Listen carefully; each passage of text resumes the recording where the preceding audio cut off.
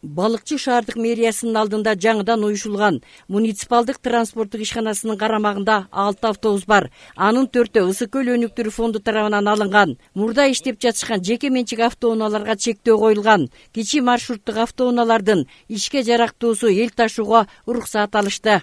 Балыкчы шаарынын мэриясынын алдындагы муниципалдык транспорт ишканасынын ачылышын кылып атабыз десек болот.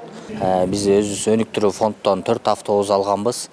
Анан ушу жогорку кеңештин мурдакы депутаты Максат Сарбагыш тарап жактан 2 маршруткабыз келген. Анан жалпысынан өзүбүздө 2 маршрутка менен азыр 8 маршрутка 6 автобусубуз бар да.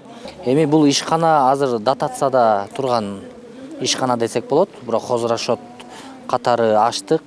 Кудайым буйрса, азыр бул ишкана өзүн актап тура турган болсо, анан эмки жылдан баштап бул ишкана прибыльга чыга баштайт деген ишеничибиз чоң.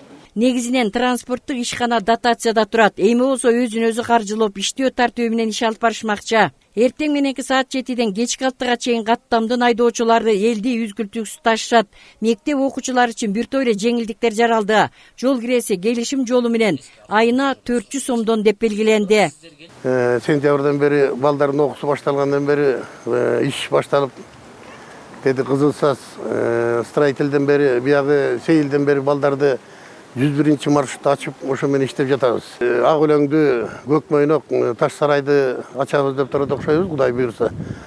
Машиналердин баардыгын жакшы жасап, водительдерибиздин баары тең жакшы иштеп жатышат. Жетекчилик тараптан жакынкы аралыкта Көк Мойнок 1, Көк Мойнок 2, Ак өлөң айылдарына да автобустар каттайт деп айтылууда. Бул мекемеде 30 адам эмгектенсе, анын 10 айдоочу. Башкы максат калк мүндөсүн канааттандыруу. 102, 103, 104 деген линияларды ачсак деген максат коюп атабыз. Балдарды азыркы мезгилде Орто Токой, Таш Сарай жана дачаларга дагы каттамдарды коюп атабыз. Көбүнчөсү 80% көбүнчөсү окуучулар болуп атат.